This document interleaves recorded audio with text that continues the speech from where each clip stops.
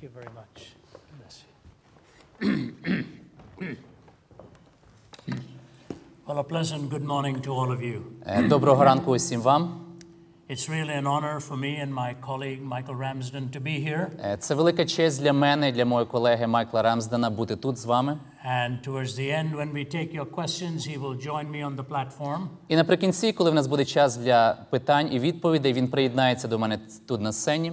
Michael is on our faculty at Oxford University. Майкл є частиною нашого факультету в Оксфордському університеті. But we are here in the Ukraine, and I think it's by divine appointment. Але ми приїхали сюди в Україну, і я думаю, що це є Божа рука в цьому. Because just a few months ago I did not know I would be here. Тому що декілька місяців тому назад я взагалі не знав, чи я буду тут. But when the invitation came, Але коли прийшло запрошення, it was a decision my wife and I had to make. Це було рішення, яке прийшлось прийняти мені з дружиною.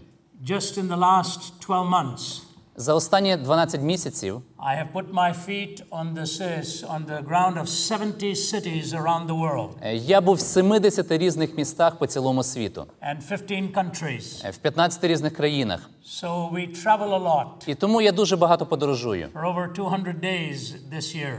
В цьому році це буде 200 днів подорожей. And when this invitation came, there was only 1 week available for us. І коли прийшло запрошення, в нашому календарі був відкритий лише один тиждень. I always take it off because it's Thanksgiving week. І я завжди саме цей тиждень виділяю для відпустки, тому що це день подяки в нашій країні. And I was to be with my family. І я це приготував, щоб бути своєю сім'єю. But we've been reading in the news of all of the challenges you've been going through. Але ми читали в новинах про всі ті випробування, через які ви проходите. So I said to my wife, what do we do? І тому я сказав дружині, що нам робити? And my wife's from Canada. Моя дружина з Канади. I'm from India. Я з Індії. We have a wonderful blended family. В нас така дуже цікава змішана сім'я. And my wife said this. І вона сказала наступне. She said, how can we think of a vacation when a nation is struggling to exist? І вона каже, як ми можемо думати про відпустку, коли країна бореться за виживання? And so with the blessing of my wife and family, I am here. І тому завдяки благословенню моєї дружини я приїхав сюди. Thank you for hosting us. І дякую за те, що ви приймаєте нас. I want to begin with two little stories. І я хочу розпочати з двох таких невеличких історій. The first one is a bit of a light-hearted one. Перша така легка історія. And I choose that because the subject is heavy. І я вибрав її, тому що тема, яку вона піднімає, є досить серйозна. And we may not have too many light-hearted moments. І, можливо, не завжди в нас є такі легкі моменти, де можна розслабитися. Then I will follow it up with a very sobering story. Але потім я розповім таку більш протверезяючу історію. And then deal with the issue of God and the problem of violence. І потім ми затронемо питання Бога і проблеми насильства. Here's the first one. І ось перша історія. These two guys were sitting in a restaurant. Двоє чоловіків сиділи в одному ресторані. And one fellow did not have enough money. І в одного з них не було достатньо грошей. So he made a bet with the second guy. І тому він вирішив поспорити з іншим. He said, let's make a bet. І каже, давай посперечаємо з тобою. I'll ask myself a question. Давай організуємо таку річ. Я задам сам собі запитання. And if I answer my question, you buy me a Coke. І якщо я відповім на це запитання, ти купиш мені Кока-Колу.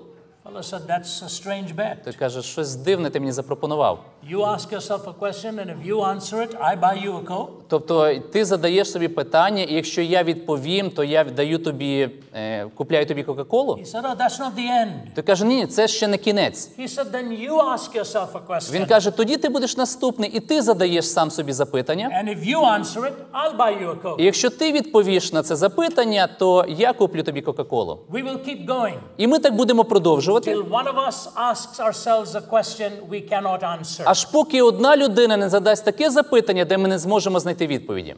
The other fellow said, I've never heard of a bet like Той this. каже, я ще ніколи взагалі такого не чув. He said, no, let's try Він it. каже, ні, давай спробуємо. So he said, okay. Каже, давай. He said, since you proposed the bet, why don't you start? І він каже, оскільки ти запропонував це все, давай ти розпочни. He said, here is my question to me. Той каже, давай, ось я задаю питання сам собі. How can a rabbit burrow a hole into the ground without throwing mud onto the outside of the ground? Каже, як кролик може закопатися в землю так, що не викидає ґрунту на поверхню. He said, that's my question to me. Він каже, оце я таке питання сам собі задав. And here's my answer. І ось моя відповідь. The rabbit has to start burrowing from the inside of the ground. Він каже, щоб це сталося, треба кролику копати зсередини. The other man says, how can it do that? А другий каже, а як це можливо? He said, I don't know, that's your question. Він каже, я не знаю, це твоє питання. Questions are a reality for all of us. І ви бачите, що всі ми маємо якісь запитання. A moment a child begins to understand things. Як тільки дитина починає розуміти світ, What is the word most often used? яке слово найбільше вона задає? Why? Запитує. Чому? Why? Чому? They keep on asking that. І вона продовжує задавати такі запитання. The reality is we ask it all of our lives. І реальність, що всі ми задаємо такі запитання. And so it's an honor for me to be at the Institute of Pedagogical Драгоманова University. І тому для мене великий привілей бути в педагогічному університеті імені Драгоманова. Because you're dealing with the hard questions of life. Тому що тут ви також ставите перед собою складні питання життя. From every discipline.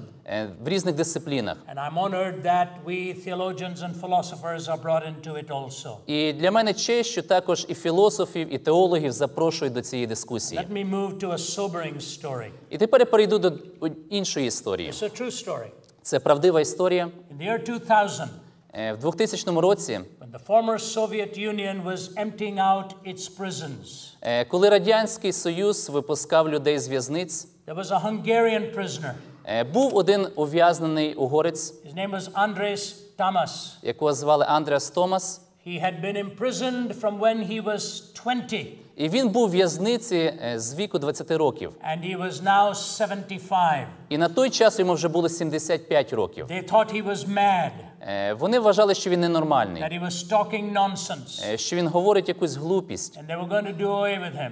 І вони просто хотіли позбутися A його. Hungarian psychiatrist came, Але один угорський психіатр прийшов, and he said, please, і він сказав, let me spend some time with him. будь ласка, дозвольте мені провести трішки часу з ним. He's not mad. Він не є ненормальний. He spent 55 years almost alone the whole time. Він 55 років провів на самоті. He's not talking nonsense. Тому він не говорить якісь дурниці. It's an old Hungarian dialect. Він розмовляє мовою старим угорським діалектом. Let me work with him.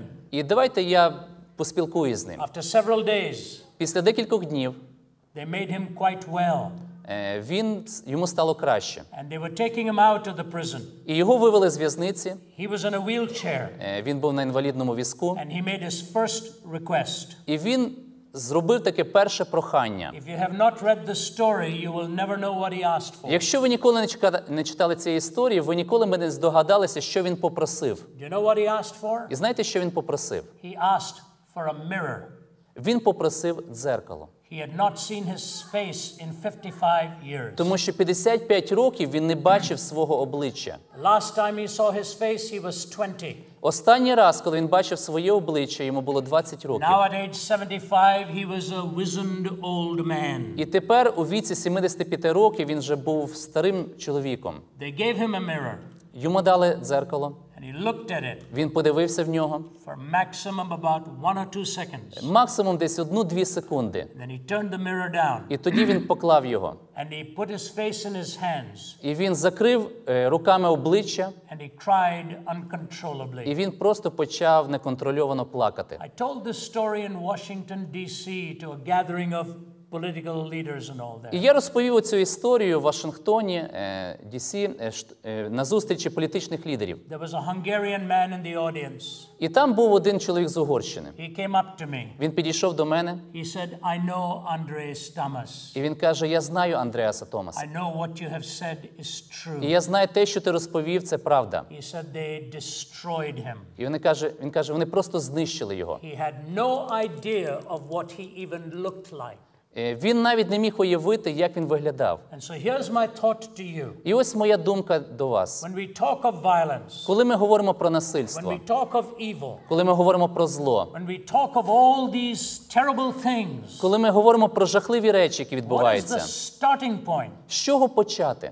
How do we define the most important question? Як ми можемо визначити найголовніше запитання? Do you know what is that question? І знаєте, в чому полягає це запитання? What does it mean to be human? Запитання полягає в тому, що значить бути людиною. What is the meaning of your life and mine? Яке значення вашого життя і мого життя? I was talking to the director of your institute before we came here. Перед тим, як ми війшли сюди, ми говорили з дирекцією вашого And університету. he made a fascinating comment. І вони зробили таке дивовижне зауваження. He said, we're moving away from merely materialistic studies. Вони сказали, що ми відходимо від цієї старої радянської системи матеріалістичного погляду. Are we purely matter and nothing more? І чи ми справді є лише матерією і більше нічим Or is іншим? there something transcending about the essence of being human? Чи є щось більше в нашій людській природі? C.S. Lewis, the Oxford scholar, Клайв Льюіс, це дослідник в Оксфорді, made this comment. сказав таку фразу. He said, when a ship goes on to the high seas, Він каже, коли корабель відправляється в глибокі води, it has to answer three questions. перед ним стоїть три завдання, Number one, три запитання. Перше, how to keep from sinking. як зробити так, щоб не потонути? Number two, Друге, how to keep from bumping into other ships. як не зіткнутися з іншими кораблями? Number three, І третє, the most important question, найголовніше запитання, why is it out there in the first place? куди він взагалі направляється? You see what he's saying?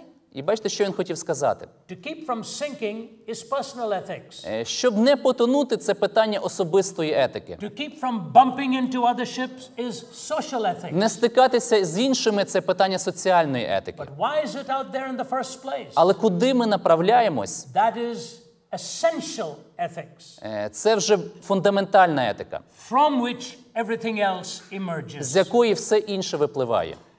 Many hundred years ago, Багато сотень років тому назад there was an Old Testament prophet. був один старозавітній пророк. He asked the same І question. він задавав ті самі запитання. And he asked it of God. І він ставив ці запитання перед Богом. He said, how long, O Lord, must I call for help, but you do not listen?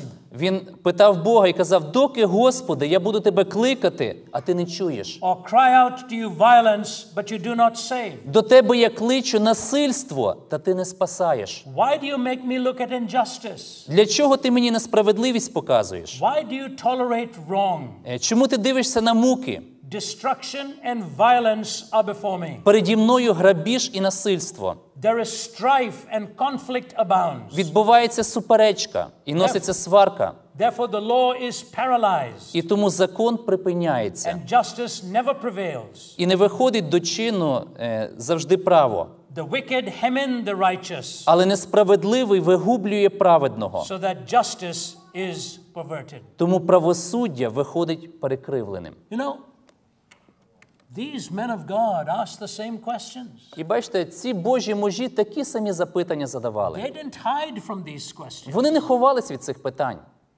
Violence, Насильство, injustice, несправедливість, evil. зло. How do you look at this? Як ми можемо на все це дивитися? How do you tolerate it? Як можна до цього толерантно ставитись? And God gave him the answer. Але Бог дав йому відповідь. But let me begin with three things. І я хочу почати з трьох таких речей. Violence. Насильство. And we see that all around us. Ми бачимо це навколо. The German philosopher Friedrich Nietzsche Німецький філософ Фредріх Ніцше, was born in 1844, died in 1900, який народився в 1744 році і в 20 столітті помер, at the age of 56. в віці 56 років. He was the son of a pastor. Він був сином пастора. Both of his grandfathers were pastors. Обидва його дідусі також були пасторами церкви. But Nietzsche lost his faith in God. Але Ніцше відійшов від віри в Бога. And he walked away from all religious ideas. Він відійшов від всіх релігійних ідей. And here's what he said. І ось що він сказав. He said, we have turned now away from God. Він сказав, ми відвернулись від Бога, He said, but we're going to have a problem. але в нас буде проблема. Here's the question. І ось запитання. He said, is there any up or down left? Він каже, чи залишилося, чи можемо знати, де низ і де верх? Is there any right or wrong Де left? право і де ліво? He said, will we need lanterns even in the morning hours? Він каже, можливо, нам знадобляться ліхтарики навіть вранці. And what did he talk about? Про що він говорив? He said, we need the Superman. Він говорив, що нам треба якийсь супермен, the strong man, якась сильна людина, to eliminate the weak of this world. яка би знищила всіх слабих цього світу. Adolf Hitler read Friedrich Nietzsche. І Гітлер читав Ніцше. And he bought 2 extra copies of the book. І він купив 2 екземпляри книги. He gave one to Joseph Stalin. Один екземпляр він дав Сталіну And one to Mussolini. і один Мазоліні. To give them the philosophy of Nietzsche. Філософію Ніцше. It's very interesting. І дуже цікаво. Stalin was going to become a minister. He was a seminary student. Сталін також готувався, щоб бути християнським служителем. Він був студентом семінарії. And he decided to turn his back upon God. Але він вирішив відвернутися від Бога. His daughter Svetlana tells this story. І його донька Світлана розповідає одну історію. When he was dying, Коли він вмирав, she was standing by his bedside. вона стояла поруч з його ліжком.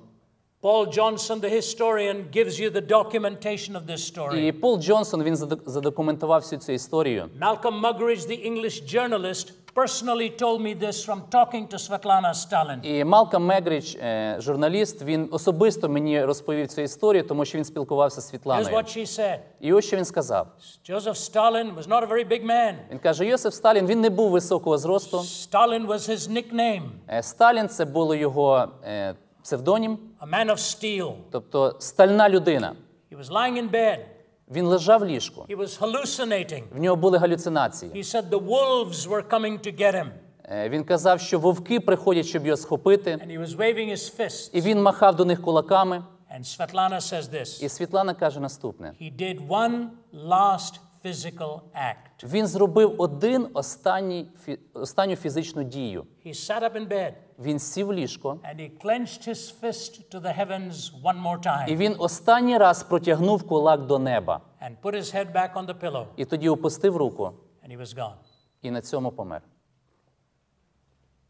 What you believe about God and man dictates how you treat your fellow human being. Те, що ви вірите про Бога і про людину, воно впливає на те, як ви ставитесь до людей. It's a logical outworking. Це логічний наслідок.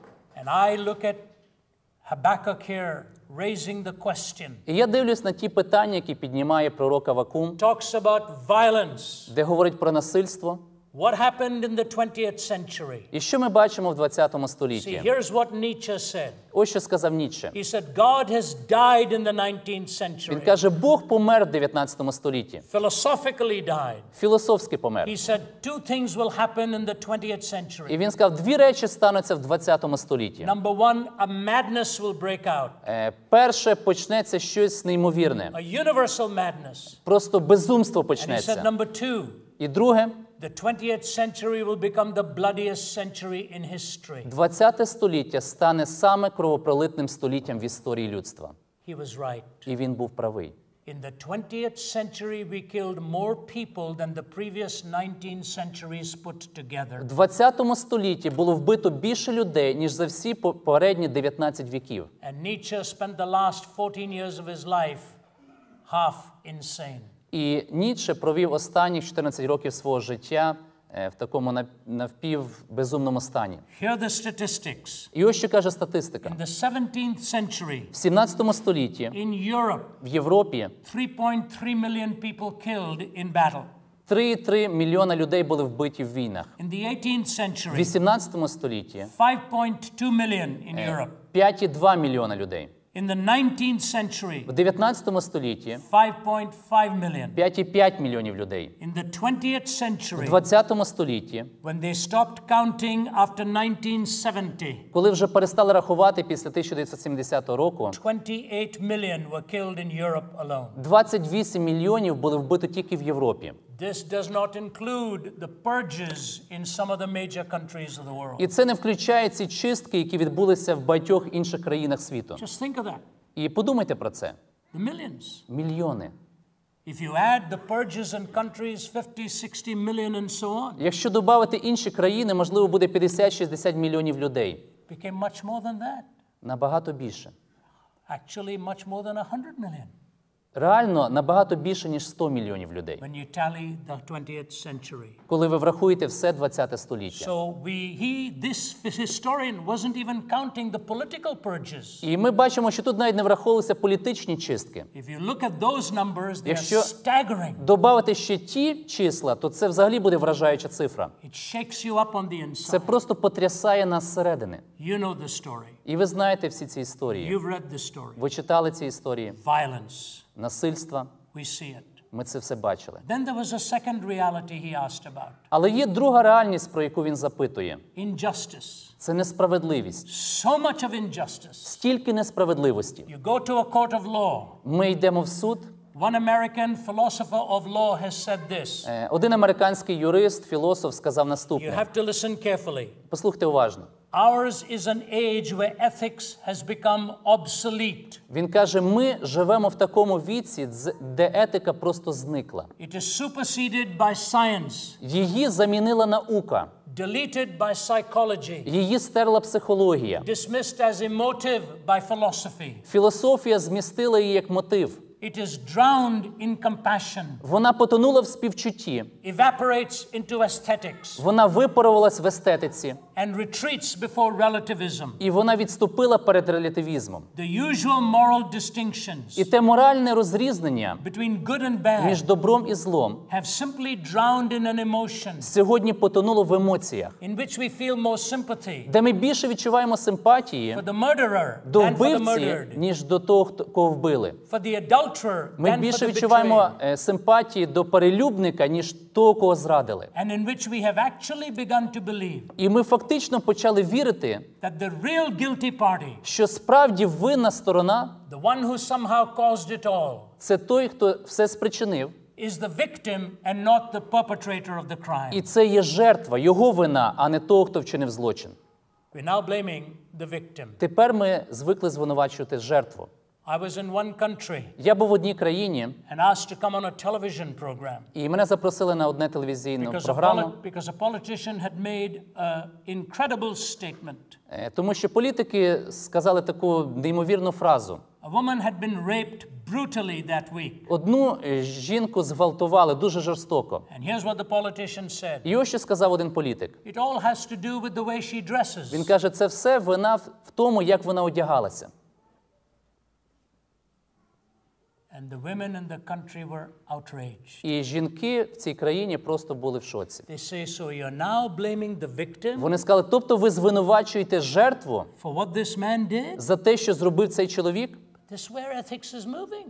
Куди рухається етика наша? You're starting to blame the victim Тепер rather than ми the perpetrator of починаємо the crime. звинувачувати жертву, а не того, хто вчинив злочин. This happens in war. Це стається в війнах, This happens in communities. це стається в общинах, And this happens all the time. і це стається навколо нас. Violence Насильство, Injustice. несправедливість and evil. і зло. Here is the question. І ось запитання. What is evil? Що є зло? How do we define evil? Яке визначення ми можемо дати злу? Some leaders will call other nations evil. Деякі лідери називають іншу країну злом. And they return the same word and talk about this nation as evil. А ті у відповідь називають ту країну злом. How do we define evil? Яке визначення зла ми можемо And дати? here's my suggestion to you. І ось моя пропозиція для вас. You can never define evil until you first define purpose. Ви ніколи не зможете дати визначення зла, поки ви не дасте визначення цілі. See, if I take a car Якщо взяти машину, and run over somebody, якщо я на цій машині переїду когось, can I blame the automobile manufacturer? чи можу я звинувачувати виробника автомобілів? Can I say if he didn't make the car, I would not kill? Чи можу я сказати, якщо б він не створив цієї машини, я би не вбив нікого? That's not what the car is made for. Машини не для цього створювались. You have to first identify purpose. Вам потрібно спочатку визначити ціль. So that has to come within. І це щось всередині. God gives Habakkuk 3 І answers. Бог дає Авакуму 3 відповіді на його запитання. Here's the first one. І ось перша відповідь. That God actually exists. Перше, Бог існує. He said, the Lord is in his holy temple. І він розповідає про те, як Бог в своєму святому Let храмі, all the earth be silent before і him. нехай вся земля перебуває в мовчанні перед ним. We have to make this decision. Ми повинні зробити це рішення, based on reason, основане на логіці, and connecting it to the heart. і пов'язати його з нашим серцем. Does God exist? Чи справді існує Бог? What arguments are there for his existence? Які аргументи на користь його існування? What evidence is there for Jesus Christ and his divinity? Які аргументи є на користь Христа і його божественності? Now, I want you to listen to me very Я carefully. хочу, щоб ви послухали уважно. Many years ago, I was speaking at the University of Nottingham in England, Багато років тому назад я мав промову в університеті Ноттінгему в Англії, and a man stood up і один чоловік піднявся, and he spoke out aloud. і він вголос сказав. He said, "There cannot be a God Він сказав, не може бути Бога, because there's too much evil in this тому що world." в світі надто багато зла. So I said, "Why don't you remain standing? І я сказав, давайте ви продовжуйте стояти, I'd like to interact with you." я хотів би трішки з вами Here's поспілкуватися. what I said. І ось що я сказав йому. When you are saying there is evil, Коли ви кажете, що є зло, aren't you assuming there is good? хіба ви тим самим не припускаєте, що є добро?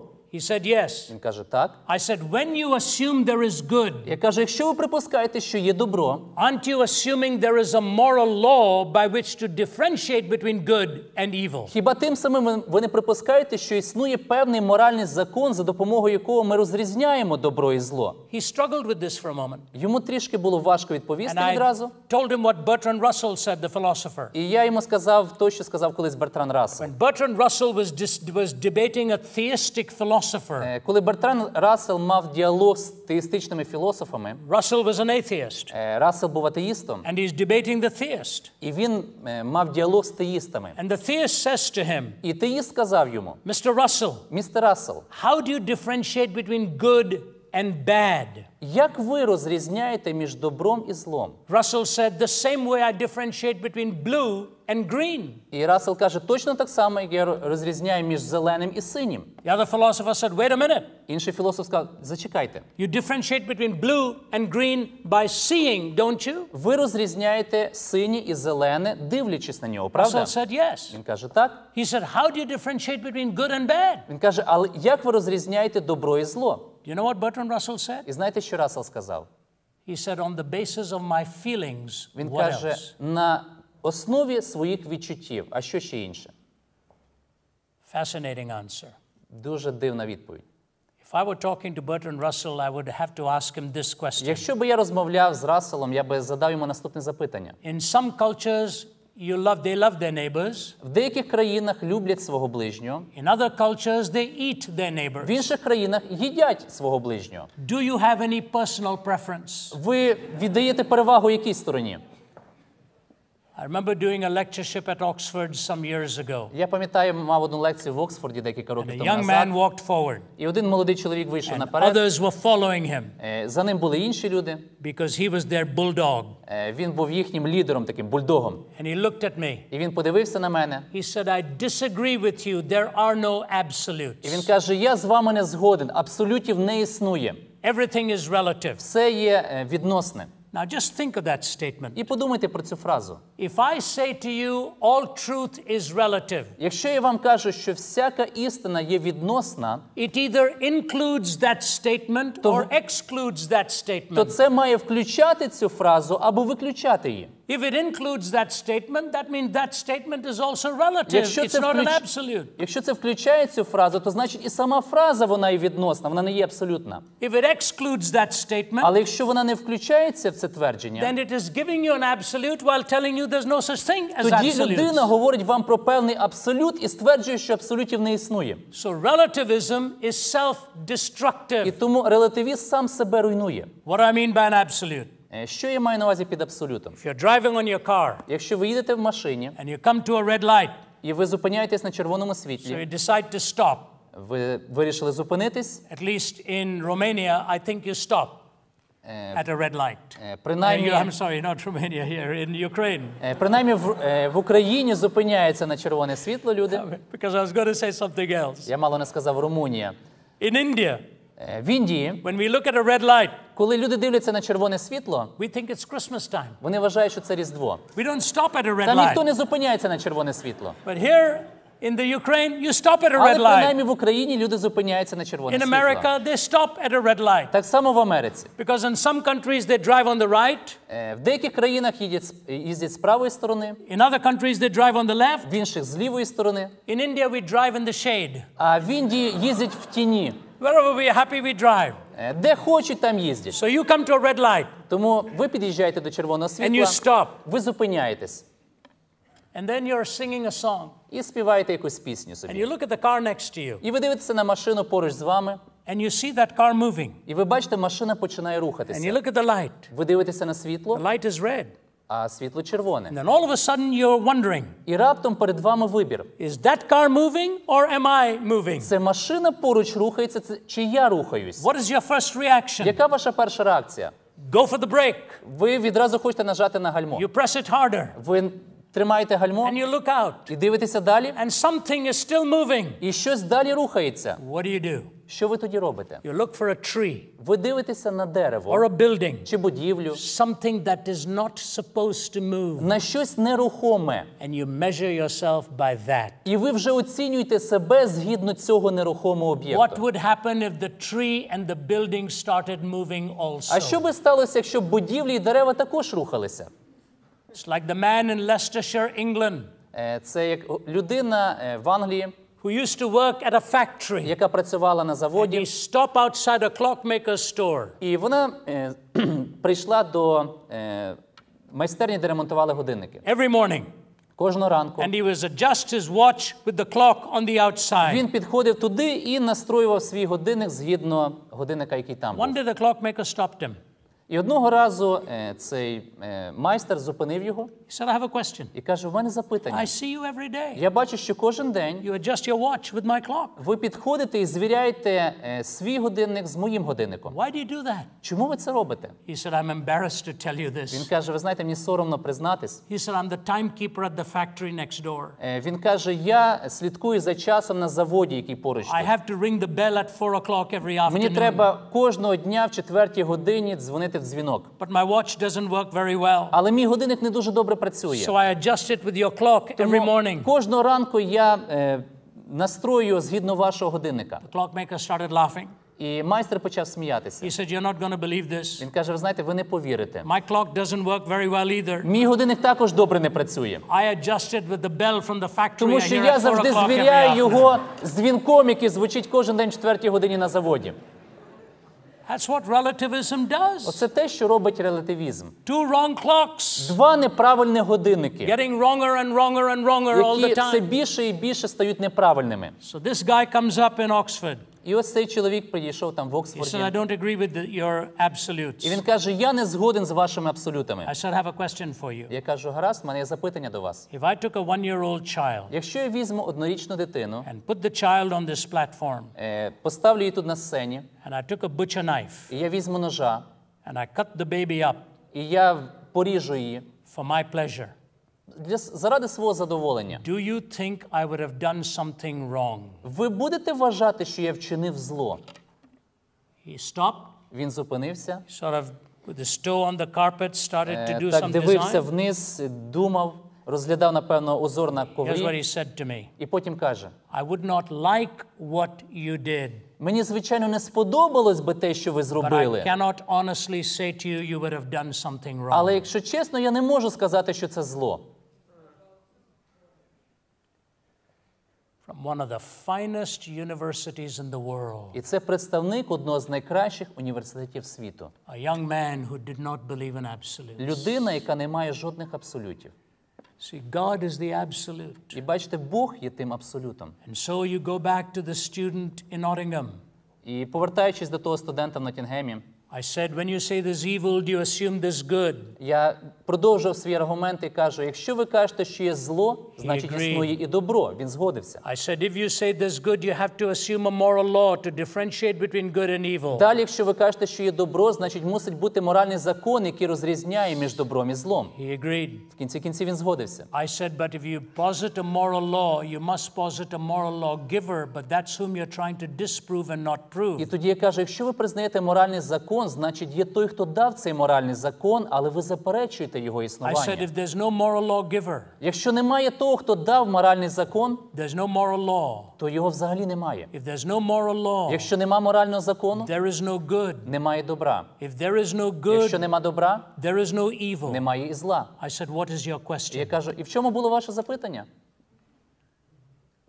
He looked at me and he said, what am I asking you? І він подивився на мене і каже, а про що я вас питав? Just like the young Oxford student. Точно так само, як цей студент з Оксфорда. I won't like it. I won't Йому, like. він каже, мені не подобається це. Why not? А чому? Because intuitively you know that for a human being to be so cruel to a baby for his pleasure, something is wrong. Тому що інтуїтивно ми всі знаємо, що проявляти насильство по відношенню до дитини це є зло. I want to tell you something that may make you feel uncomfortable. І я хочу розказати вам одну річ, яка, можливо, незручно вам буде слухати. I had this personal conversation В мене була одна особиста розмова with a general in Moscow з генералом в Москві. when they asked me to come and lecture at the Center for Geopolitical Strategy. Вони попросили мене дати лекцію в Центрі геополітичних They досліджень, make their strategy for all over the world. де вони розробляли стратегії для цілого світу. 4 stories above ground, 8 stories below ground, something like Це that. було в будівлі, де було 4 поверхи над землею і 8 поверхів під землею. Maybe the other way around, but Я it's не totally пам'ятаю, 12 можливо, і stories. навпаки, але щось типу того. The entire faculty was atheistic. І всі працівники були атеїстами. They had me on the hot seat. І вони мене посадили, My wife was on one side, поруч зі my мною colleague on сиділа the моя other. дружина, з іншої сторони мій колега. Question after question after question. І вони завалювали запитання одне за одним. All atheistic questions. Всі питання, які були стосовно атеїзму. And I did my best to answer. І я робив все можливе, щоб дати їм I відповіді. want to tell you two things. І хочу дві речі сказати. The head of all of the faculties Голова, відповідальний за всіх цих працівників, had the faculty line up behind him він построїв всіх працівників за собою, to shake hands with the three of us. щоб потім привітати нас. And when he shook my hand, І коли він пожав мені руку, here's what he said. він сказав таку річ. He said, Mr. Він Zacharias, каже, містер Захариас, I want to thank you for coming я here. хочу подякувати вам, що ви приїхали до нас. I want to tell you І something. я хочу вам сказати, I believe what you've told us about God is true, я вірю, що все те, що ви нам говорили про Бога, це правда. but it's very difficult to change after 70 years of believing a lie. Але після 70 років віри в брехню дуже важко змінитися. I just stared at him, І я просто дивився на нього, took his arm, я взяв його руку, and he presented me with the New Testament. і він дав мені новий заповіт Said, keep this with our best wishes. з найкращим побажанням. The general who invited me took my wife and me out for dinner. І той генерал, який запросив нас, потім взяв мене з дружиною на And I обід. said, General, I want to tell you this І question. я сказав, пане генерале, я хотів вам задати запитання. I'd hinted at it in my talk. Я вже про це згадував в своїй промові. Please allow me to share І this кажу, with you. дозвольте, розкажу вам про це. When Stalin was destroying millions of lives, Коли Сталін знищив мільйони людей, a Western diplomat came to see him один західний дипломат приїхав до нього в гості and asked him this question. і задав йому таке запитання. How long do you plan to keep doing this Скільки часу ви плануєте продовжувати це and робити? still expect your people to follow you? І очікувати, що люди будуть йти за вами далі. Here's what he said. І ось що він сказав. He called the waiter Він покликав помічника, and asked for a chicken. офіціанта і попросив курку. And he took the chicken Він взяв курку and started to take the feathers out of the chicken і почав виривати пір'я з курки. till the chicken was completely denuded. Аж поки повністю курка була без пір'я, He put the chicken down, він поставив її на землю, took a piece of bread, потім взяв хліба, walked away, відійшов and bent down like that. і схилився. The chicken came over, Курка підійшла, stood between his legs to get some warmth. стала між його ногами, щоб зігрітися трошки. Put his hand down. Він опустив свою руку, The chicken started to peck away at the bread. і вона почала клювати цей хліб. He said, "Do you have your answer? Він каже, ось ваша відповідь. I have tortured this chicken. Я мучив цю курку, It will follow me for food the rest of its але life." вона буде йти за мною, тому що я її годую решту свого життя. People are like that chicken. Люди схожі на цю курку. You torture them, Ви можете їх мучити, and they will follow you for food the rest але of their заради life. їжі вони будуть йти решту свого життя за тобою. General was sitting across the table, my wife next to me. І ось цей генерал сидів поруч зі мною за столом, поруч була моя His lips дружина, started to quiver, і його губа почала трястись. and the tears started to fill his Почали сльози eyes. з'являтися на його обличчі. I had the privilege of praying with him that day І в мене був привілей молитися з ним того дня, as he submitted his life to God. що він віддав своє життя Господу. He said, without that, we have no answers. І він каже, без Бога в нас нема відповідей. As a theologian, I say that to you. І як богослов я говорю це вам. God gives you dignity, Бог дає вам достоинство. not the state, Не держава, not culture. не культура. You are created by an infinitely worthy God. Тому що ви створені безмежним, достойним Богом. I have no right to violate you. І я не маю жодного права вчинити вам зло. You have no right to violate me. Ви не маєте жодного права вчинити зло You мені. and I are made with essential worth. Тому що ми створені з вами з You достоинством. know what's wrong with the world І today? знаєте, що не так сьогодні світом? Ideology and power dictate value, Ідеологія і влада диктує цінності. when value should be dictating ideology and politics. В той час, як цінності повинні диктувати ідеологіям і політиці. Whether you're rich or poor, Але чи ви багатий, чи бідний? whether you're educated or Чи ви uneducated, освічений, чи не освічений? your essential worth does not change. Ваше достоинство не змінюється від того. God is, Бог є. and because of that, you have value. І через те ви маєте цінність. I have value. Я маю цінність. Habakkuk got a second answer. І Авакум також пропонує нам другу відповідь. God acts. Він каже, Бог діє. God acts in history. Бог діє в історії. He acts in your life and mine. Він діє в вашому житті і в моєму житті. We can test it out. І ми можемо це випробувати. When I was 17 years old, Коли мені було 17 років, I didn't believe in God. я не вірив в Бога. I had no interest in religious В мене не things. було жодного інтересу в релігії. And I had no meaning. І в мене не було змісту And також I в житті. tried to take my own life. І я спробував закінчити життя My самогубством. father was a powerful man in the Indian government. Мій батько був дуже впливовою людиною в уряді Індії. He was shocked at what I tried to І do. він був просто шокований тим, що я спробував зробити. And I lay in that bed. І ось я лежав в ліжку, The doctors thought 4 or 5 days and I'd be gone. і лікарі вважали, що ще 4-5 днів і я помру. But a man walked in with the Bible. Але один чоловік прийшов з Біблією. I'd never opened a Bible in my life. До того я ніколи раніше не відкривав Біблії. I didn't even know anything about it Я навіть взагалі нічого не знав про це. until he opened it to the Gospel of John Аж поки він не відкрив її на Євангелії від Івана, and wanted to read it. і він захотів прочитати. My mother said, you can't do it. Але моя мати сказала ні. He said, I'm a minister. І він каже, я служитель. She said, my son's dying. Вона каже, але мій син You вмирає. cannot stay here. Ви не можете тут He said, знаходитись. what I want to give your son is the most important thing he can get. Він каже, але те, що я хочу дати вашому синові, це найважливіше. She said, give it to me and I will read it. Вона каже, гаразд, дайте це мені, я сама йому My mother's прочитаю. English wasn't very good. Англійська мова моєї матері не була найкращою. This was an old English. А це було ще на старій англійській мові She написано. started to read it to І me. вона почала читати мені. And I'm lying in bed listening to it. І я лежав в ліжку і слухав її слова. And it started to make sense. І тоді все почало набувати змісту. Jesus said, because I live, you also shall live. Ісус сказав, тому що я живу і ви будете жити. Why did that happen? Чому це так? I didn't ask for it.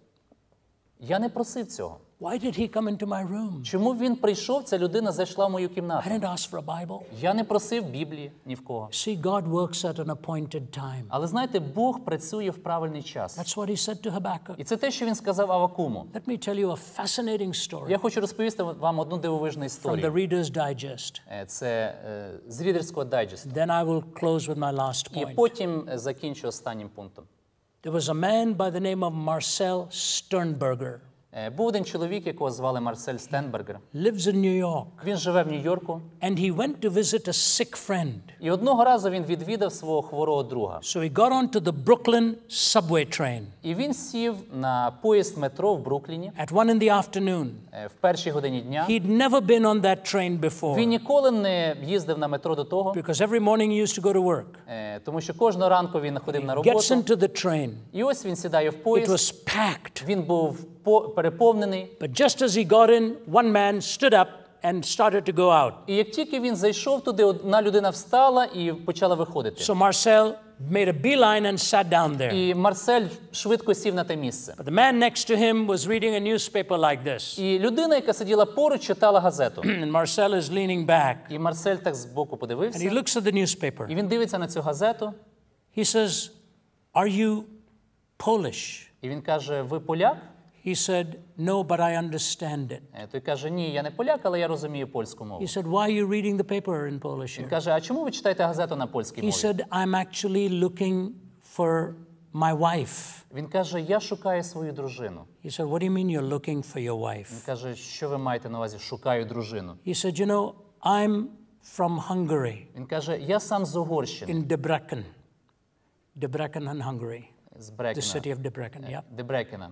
And he said, during the war, І він каже, під час війни, the Russians took me there коли радянські війська to bury the German dead. прийшли і взяли мене, щоб я ховав німецьких I військових, left my wife. я залишив там свою дружину. By the time I got Коли я back, повернувся назад, the Allies had arrived, то прийшли війська союзників, and I didn't find my і wife. я вже не міг знайти свою дружину. I wondered if she'd been taken to І Auschwitz. я думав, можливо, її забрали в Освенцим. And I'm reading this newspaper. І ось я тут читаю цю газету, So Sternberger thought for a moment. і Стенбергер задумався на He хвилинку. remembered being at a party some weeks ago, Він згадав, як декілька тижнів тому назад він був на одній вечоринці, sitting next to a woman і він сидів поруч з жінкою, who said she was from Debrecen, Hungary. яка сказала, що вона родом з Дебрекена, з Угорщини. Her name was Maria Paskin.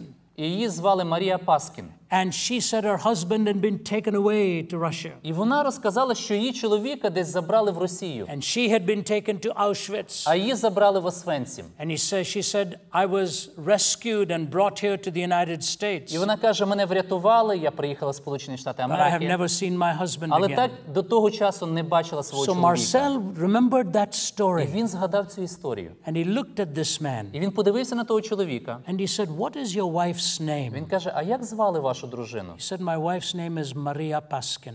Він каже, її ім'я Марія Паскін. And so he pulls out this paper and sees the name and telephone number. І він дістає газету і там бачить номер телефону. And he asks this man, what is your name? І він каже, а як вас звати? He said, my name is Bella.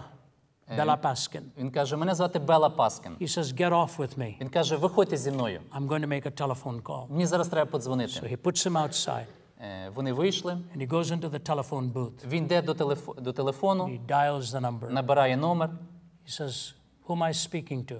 і каже, з ким я розмовляю? She says, this is Maria Paskin. Вона каже, це Марія Паскін. He says, Maria, what was your husband's name? Він каже, Марія, а як звали вашого чоловіка? Do you remember me? My name is Marcel. Пам'ятаєте, мене звати Марсель, ми з вами She said зустрічались. yes. Вона каже, так, так. She said, my husband's name is Bella Paskin. Вона каже, мого чоловіка звати Бела Паскін. He said, Maria, you're about to witness the greatest miracle of your Вона life. каже, Марія, ти перед найбільшим чудом, яке можна тільки побачити в житті. He took the phone Він взяв трубку and gave it to the man. і дав цьому And he чоловікові. stepped out of the telephone І booth. відступив в сторону з And here's all телефонної he будки. could hear. І все, що він чув, Maria, Maria, Maria. Марія, Марія, Марія. After the conversation, Marcel Sternberger gave him some money, І після того Марсель дав йому гроші, put him in a taxi посадив його на таксі, to go and meet up with his wife. що він поїхав до своєї дружини. Do you know what the New York writer says? І знаєте, що цей автор Нью-Йорку сказав? He says, was this accident? Він каже, це випадково сталося? Do you think he went to visit a sick friend by accident? Ви думаєте, він випадково поїхав, щоб відвідати свого хворого друга? Do you think he got into the train just at the time somebody was getting out and found that seat Ви by думаєте, він accident? випадково звільнилося місце, і він сів саме на тому місці? Do you think he sat next to Bella Paskin by І accident? ви думаєте, випадково він сів поруч з тим Бела Паскіном? Do you think he had been with Maria Paskin a few weeks before by І accident? ви думаєте, випадково він попав на ту вечірку, де була Марія Паскін? He said, was it by accident? Чи все це випадково? Or did God ride the Brooklyn subway that afternoon? Чи, можливо, в той день Бог керував бруклінським метро? That's what the writer І asks. це питання, яке задав автор цієї статті. I don't think you're here by accident. Я не думаю, що ви тут випадково. I don't think I'm here by Я не accident. думаю, що я тут випадково. I think you need to ask yourself the question, Я думаю, ми повинні задати собі запитання. do I know him? Чи я знаю Його? Do I know He is intervening in my life? Чи я знаю, що Він працює в моєму житті? My last thought, І моя остання думка. God is, Бог є, God acts, Бог діє, God changes. і Бог приносить зміни. Habakkuk said, He changed my perspective. І Авакум сказав, що Він змінив моє розуміння He світу. put my feet like the feet on the feet of a І Він deer. поставив мої ноги на тверду основу. And I want to close with this І я хочу завершити and наступне. leave it open for І questions. потім ми відкриємо час для запитань. Because of my work in America, I get invited to many places. Через свою працю в Америці мене запрошують в різні місця. And I was asked to speak at a prison called the Angola prison І мене запросили в одну в'язницю, яка називається в'язниця Ангола. in Louisiana. Це в Луїзіані. 5,300 prisoners. 5300 ув'язнених. 85% on life without parole. 85% в них там, вони сидять там все життя. 45 on death row. 45 в них вирок смерті. And I was asked to 45%. speak there. І мене попросили там поділитися. The warden of the prison is a big guy. І охоронець, головний, який був в цій в'язниці, це був When такий великий he чоловік. first arrived at the prison, І коли він вперше прийшов в ту he в'язницю, saw blood on the він walls, побачив кров на стінах, blood on the floors, кров на підлозі, blood on the ceilings. кров на стелі навіть. Here's what he found out. І ось що він дізнався. Whenever a prisoner came to Angola, Коли ув'язнений потрапляв в цю в'язницю Ангола, he was given a knife йому давали ніж, so that he could defend himself. що він міг захистити себе. That was the prison. Отакі були правила в тій в'язниці. And the warden went to see the governor. І тоді він пішов до губернатора He said, I'll take this job. і каже, я візьму цю роботу, This is the bloodiest prison in America. тому що це була найжорстокіша в'язниця в Америці. I will change it. Він каже, я візьму цю роботу, але я все зміню там. Let me do it my way. Але дозвольте це, щоб було по-моєму. The governor said, okay. Губернатор сказав, гаразд. He put a Bible in every cell. І що він зробив? Він в кожну камеру помістив Біблію. He started Bible studies. Він почав дослідження Біблії He started проводити. a theological seminary inside the prison. Всередині в'язниці він навіть розпочав богословську семінарію. And here's what the warden told me. І ось що сказав мені начальник цієї Ravi, you в'язниці. could walk past any cell Він каже, Раві, ти можеш зайти в будь-яку камеру. and take the prettiest girl with you. Ти можеш зайти навіть з найгарнішою жінкою в You камеру. will have no nasty comment. Ти не почуєш жодного негарного слова. You won't hear one whistle. Ти не почуєш, що хтось там свиснув. You will not hear any bad Ти не language. почуєш негарних слів. He said, in my prison, Тому що в моїй в'язниці no bad language from either the inmates or the в staff. нас заборонені неправильні слова як в ув'язнених, так і в працівників. 90 of them are doing a degree in theology, 90 чоловік зараз добувають степінь в богослів'ї. even though they will never get out. Хоча вони ніколи не вийдуть на свободу. And you know what he told me? І знаєте, що він сказав? We've turned gangs of murderers into gangs of pastors. Ми перетворили банди вбивць на банди пасторів. My meal was prepared by prisoners. My meal that I ate Він there. каже, те, що я їм, та їжа, яку я їм, її готують ув'язнені. And I preached to all of them. Я їм проповідую. At the end of it, one man came up to me. І в кінці один чоловік підійшов до мене. He had led in worship. Він вів їхнє поклоніння Богові. So I said to him, І я сказав йому, you're a prisoner here. я кажу, ви ув'язнений, так? He said, yes. Він каже, так. I said, will you ever get out? Я кажу, ви взагалі маєте можливість вийти на свободу? He said, no, sir. Він каже, ні, I'm here for life. я тут на все життя. I said, how does it feel? Я кажу, і які у вас відчуття? Here's what he said to me. І ось що він сказав. He said, Mr. Zacharias, Він каже, містер Захариас, if you knew what I was like before I came here, якщо б ви знали, якою я був людиною до того, як я потрапив сюди, I want to tell you something. то я хочу вам сказати.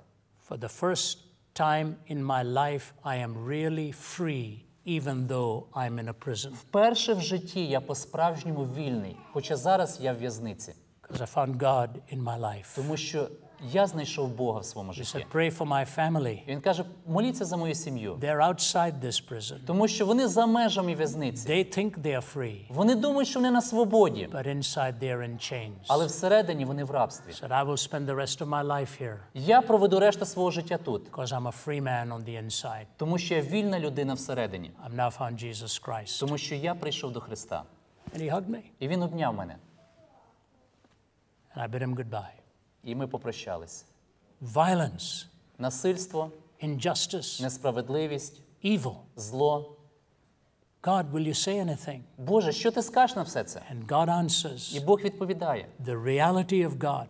реальністю свого існування, God works at an appointed time, тою роботою, яку Бог здійснює в особливі часи. and God changes your perspective. І Бог, який міняє нашу перспективу, That наше was the бачення. answer God gave to Habakkuk, Це ті відповіді, які Бог дав пророку Авакуму. and it changed the way he looked at І це reality. змінило те, як він дивився на реальність. That is my initial presentation to you, and hopefully in the questions we will have more time. І це моя початкова презентація вам. Я сподіваюся, що під час часу запитань і відповідей я більше зможу Thank you for поділитися giving з me a вами. hearing. Дякую, що ви вислухали. God bless you.